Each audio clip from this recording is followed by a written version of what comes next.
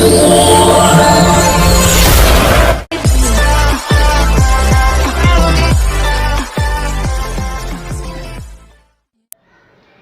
हम 11वीं क्लास का अकाउंटेंसी पढ़ेंगे, जिसमें पहला चैप्टर है हमारे पास इंट्रोडक्शन ऑफ अकाउंटिंग। अकाउंटेंसी का देखिए स्टार्टिंग से समझते हैं कि अकाउंटिंग क्या होता है। इसे मैं हिंदी इंग्लिश दोनों में एक्सप्लेन करूंगा कि किस तरीके से इसका मीनिंग सबसे पहले समझा जाएगा। तो सबसे पहले हम डिस्कस करेंगे मीनिंग ऑफ अकाउंटिंग, यानी अकाउंटिंग का क्या अर्थ होता है। लेखांकन का अर्थ, अकाउंटिंग को हिंदी में लेखांकन कहते हैं, इसका क्या मतलब है। तो देखिए सबसे पहले जरा डिस्कस करते हैं कि लेखांकन प्रणाली व्यवसाय से संबंधित, यानी लेखांकन एक ऐसा सिस्टम है, एक ऐसा प्रोसीजर है जिसमें व्यवसाय से संबंधित सूचनाओं को, यानी जो बिजनेस में लेन देन किए जाते हैं ऐसी जानकारियों को मौद्रिक,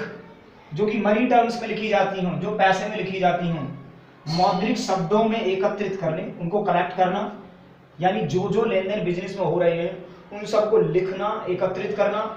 उनका सारांश लिखना, उनका शॉर्टकट तरीका लिख लेना, फिर उनके आधार पर उनका एनालिसिस विश्लेषण करना और फिर लोगों को सूचनाएं देने का काम करना। ये सारे साधन जब जुड़ जाते हैं तो इस प्रोसीजर को हम लेखांकन या अकाउंटिंग कहते हैं।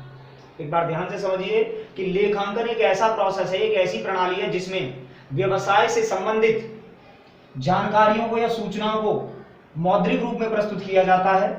एकत्रित किया जाता है, उनका सारांश यानी उन्हें छोटे रूप में लिखा जाता है, विश्लेषण किया जाता है, फिर ये समझा जाता है कि हमारे लिए क्या ठीक है क्या गलत है, लाभ हानि निकाला जाएगा, यानी जो भी हमने लेन देन किए हैं, और सूचित करने का फिर उसको बताया जाता है लोगों को। देखिए एक उदाहरण के द्वारा मैं आपको थोड़ा ये समझाता हूँ किस तरीके से। जैसे मैंने इसमें लिखा है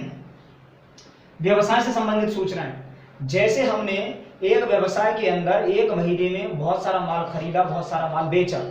माल की बिक्री और खरीदी यानी सेल्स और परचेज करने पर हमने वो चीजें लिखी मनी टर्म्स में, कितने का माल खरीदा, कितने का बेचा, तो मौद्रिक शब्दों में एकत्रित कर लिया, मतलब लिख लिया। फिर सारांश लिखा, मतलब उनका फिर एक लिस्ट बना ली कि कितना हमने खरीदा है, कितना हमने बेचा है, कितना हमने उधार बेचा है, कितना हमने नकद बेचा है, ऐसे शॉर्टकट में उनकी एक लिस्ट तैयार कर ली। फिर उसके बाद हमने विश्लेषण किया कि टोटल खरीदारी और टोटल सेल्स करने के बाद हमें फायदा हो रहा है या नुकसान, उसका विश्लेषण कर लिया, एनालिसिस कर लिया। जब हमें फाइनली पता चल जाए कि हमें क्या प्रॉफिट क्या लॉस हो रहा है, सूचित करने का मतलब फिर लोगों को बताना या मालिक को समझा देना।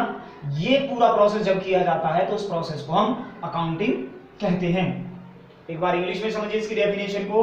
एन अकाउंटिंग सिस्टम, अकाउंटिंग एक सिस्टम है, इज अ मीन्स ऑफ, जिसमें काम किए जाते हैं, एक ऐसा साधन है, कलेक्टिंग, जिसमें कुछ कलेक्ट किया जाए। कलेक्ट क्या किया जाएगा? इंफॉर्मेशन अबाउट द बिजनेस, ऐसी इंफॉर्मेशन जो बिजनेस से जुड़ी हुई है, that information which is related to the business activities या बिजनेस ट्रांजैक्शंस, उनको कलेक्ट करना, उनको समराइज करना, मतलब शॉर्टकट में समझना, उनको एनालाइजिंग करना, फिर उनकी रिपोर्ट तैयार कर लेना, and reporting in money terms, और उन सभी को मनी टर्म्स में होनी चाहिए, वो सभी की सब, उन सारी चीजों को जो कि बिजनेस से जुड़ी हुई जानकारियां हैं, बिजनेस से जुड़ी हुई जानकारी जिन्हें हम मनी टर्म्स में कन्वर्ट करके लिख सकते हैं, उनको कलेक्ट करना, यानी कि पहले लिख लेना, फिर लिखने के बाद ये हिसाब किताब लगाना शॉर्टकट में कि हमारे लिए क्या फायदा क्या नुकसान है, उनका फायदा नुकसान ढूंढने के बाद उसमें प्रॉफिट एंड लॉस कैलकुलेट कर लेना। एनालिसिस का मतलब जो भी हमने लेन देन किए हैं, जो भी हमने बिजनेस ट्रांजैक्शंस किए हैं, उनसे प्रॉफिट एंड लॉस का पता लगा लेना, और फाइनली फिर रिपोर्टिंग कर देना, बता देना लोगों के हमारी कंपनी इतना पैसा कमा रही है या इतना पैसा प्रॉफिट लॉस में कमाया जा रहा है। तो ये पूरा प्रोसेस जो है वो अकाउंटिंग सिस्टम माना जाता है।